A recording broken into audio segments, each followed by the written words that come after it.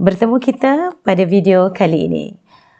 Video kali ini adalah mengenai tajuk bundar nombor dan khas untuk pelajar-pelajar di tahun 3. Apakah fokus pelajaran kita untuk video kali ini? Fokusnya adalah membundar sebarang nombor hingga ribu terdekat. Baik, saya ingin memperkenalkan kaedah BSN. Bundar BSN. Apa yang dimaksudkan dengan BSN? BSN adalah bundar susun nombor. Di mana untuk kaedah ini kita perlu menyusun nombor dan kenal pasti di kedudukan manakah nombor itu berada. Baiklah, ini adalah konsep mengenai bundar BSN di mana ada kedudukan, atas, kedudukan bawah daripada nombor sifar hinggalah ke 10. Dan cuba kita kenal pasti kedudukan anak panah yang berwarna kuning yang berlabel saya itu. Manakah yang lebih hampir? Jelas kelihatan anak panah kuning yang berlabel saya itu kedudukannya lebih hampir ataupun lebih dekat dengan kedudukan atas. Baik, untuk memahamkan kita konsep bundar BSN ini, diberi susunan seperti ini, sifar hingga 10. Kedudukan nombor 7, manakah yang lebih hampir? Sifar atau 10? Kita kenal pasti kedudukan nombor 7. Jelas kelihatan kedudukan nombor 7 berada hampir dengan nombor 10. Baik, seterusnya untuk contoh yang pertama. Soalan, bundarkan 5,264 kepada puluh yang terdekat.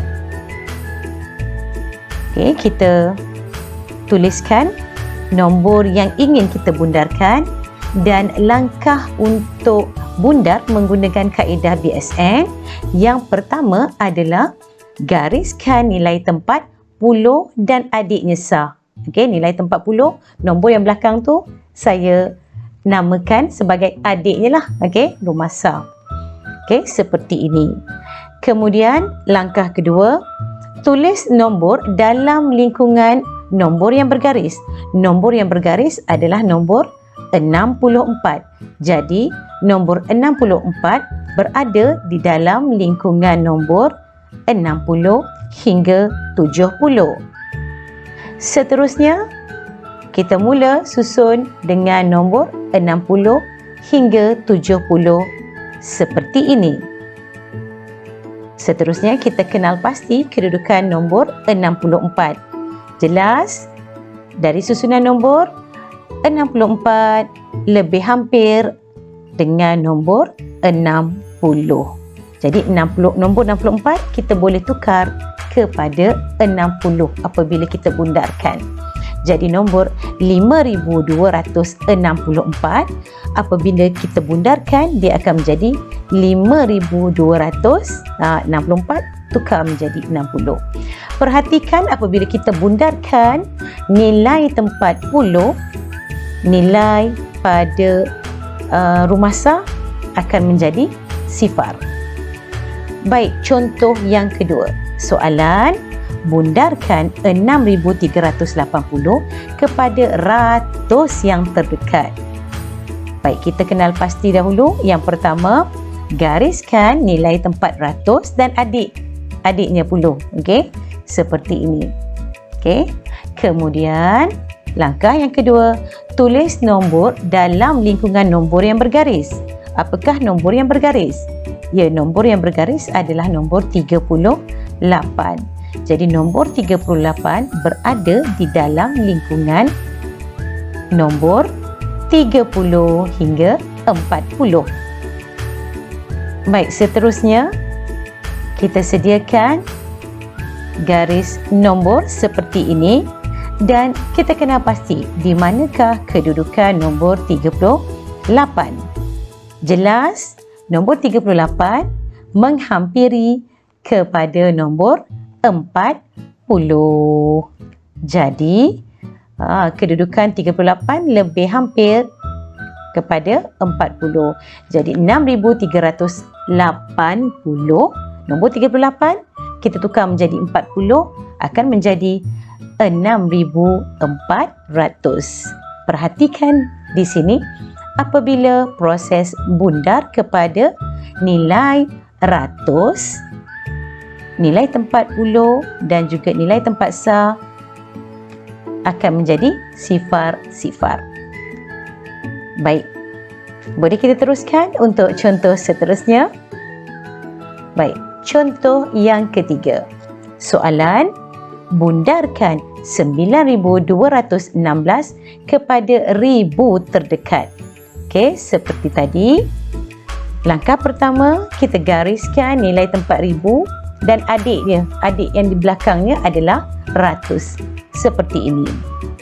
Langkah kedua, tuliskan nombor dalam lingkungan nombor yang bergaris. Nombor yang bergaris adalah nombor 92. Jadi, nombor 92 berada dalam lingkungan nombor 90 hingga 100. Langkah seterusnya,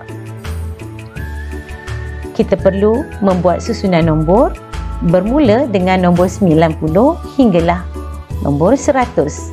Seperti ini. Dan kita kenal pasti kedudukan nombor 92. Di manakah kedudukan nombor 92? Ya, nombor 92 hampir kepada nombor 90. Jadi, nombor 92 kita akan tukarkan menjadi nombor 90. Bagaimana? Okey, kita saksikan. Ya, nombor 9,216, 92 tu terus tukar, kita bundarkan menjadi 9,000. Perhatikan, nombor 92 telah bertukar menjadi 90. Bagaimana? Baik, harapan saya agar anda memahami bagaimanakah ingin membundarkan nombor menggunakan kaedah BSN. Pastinya terdapat banyak kaedah bagaimana membundar nombor. Saya berikan satu daripadanya. InsyaAllah, harapan saya agar anda semua boleh menggunakan konsep bundar BSN.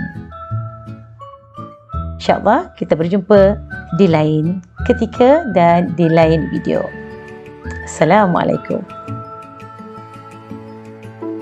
Berjumpa sekali lagi di channel Cikgu Anita. Jangan lupa tekan butang subscribe sebagai tanda sokongan kepada saya. Sesungguhnya sokongan anda amat bermakna buat saya. Bye.